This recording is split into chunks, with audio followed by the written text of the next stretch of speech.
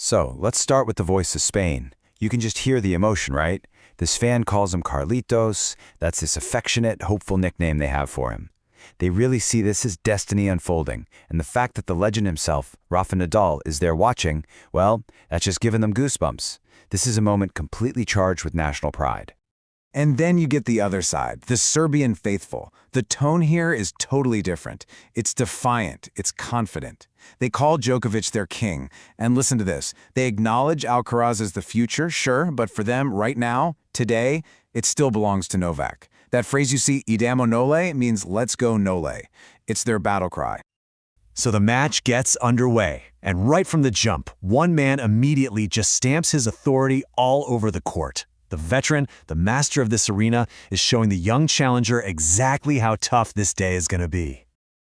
And wow, it was a total masterclass. Djokovic just takes the first set 6-2. It was clinical, it was precise, and it was just utterly overwhelming. For a second there, it really looked like this whole story might be a pretty short one. And you can feel the anxiety just creeping in for the Spanish supporters. Their hero, Carlitos, looks completely overwhelmed by the moment. But notice the awe in their voice, and maybe even a little bit of fear, when they talk about Djokovic. 38 years old, but moving like he's completely timeless. Meanwhile, the Serbian fans, they are absolutely euphoric. The god of return is back. It's just pure, uncut confidence. They see their champion in his element, treating the biggest court in all of Australia like it's his own personal backyard.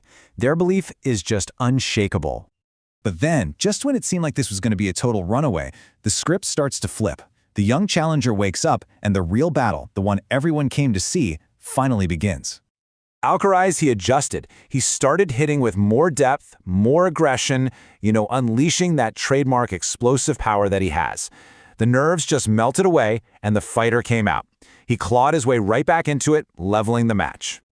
And just listen to the sheer explosion of relief from his fans. Finally, he's arrived! This is the moment they've been desperately waiting for. All that fear has turned into pure adrenaline. They're finally seeing the champion they believe in. Now notice the shift in the Serbian perspective. For the very first time, we're seeing a little crack in the armor. They see Djokovic looking physically troubled, using eye drops.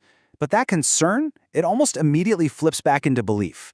He's always stronger under pressure. It's this incredible mix of worry and just unwavering faith. And then came a moment that would end up defining the entire tournament. One single shot that just seemed to defy the laws of physics, and it signaled a huge shift in momentum. Impossible. That one word just says it all, doesn't it? The sheer disbelief from the Alcaraz fans is palpable. This wasn't just another point. This was a statement. A moment of pure athletic genius that left literally everyone breathless. And this just brilliantly illustrates the other side. A Serbian fan describes Alcaraz's defense as being like a machina, a machine. You can hear this pained respect for the opponent's brilliance, but it's mixed with the heartache of seeing their own hero struggle. And yet, even then, the belief doesn't die. So, this brings us to the fourth set. And by this point, let's be real, this is no longer just a tennis match. This is a war of attrition. It's a test of physical endurance, for sure, but more than anything, it's about mental fortitude. 6. Just look at that number, 6. In one single, grueling 11-minute game in the fourth set, that is how many break points Novak Djokovic saved. 6 times he was on the absolute brink, and 6 times he just refused to break. Which really brings us to this question, doesn't it? What are the limits of what a person can endure? What are the absolute limits of focus and will under the most intense pressure you can possibly imagine? Well, the fans' reactions, they kind of tell the story. His mental strength is terrifying. Think about that. That's coming from a Spanish fan. They are watching their own player dominate a game, and yet they are terrified of the man on the other side of the net. That right there is a testament to Djokovic's legendary reputation. And for the Serbian fans, it's an experience of just profound pride mixed with almost unbearable anxiety. My heart is racing.